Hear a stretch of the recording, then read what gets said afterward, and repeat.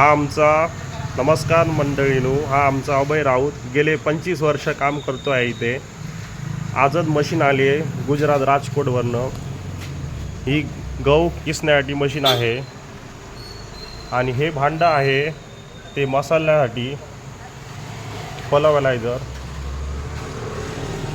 5 HP motor आहे त्याची, 2800 RPM आहे त्याला. तासाला 50 किलो लागते ती मशीन.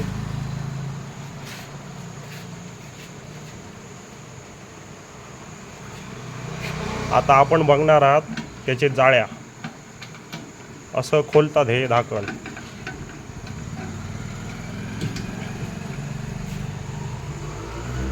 हे त्याचं झाकण आहे.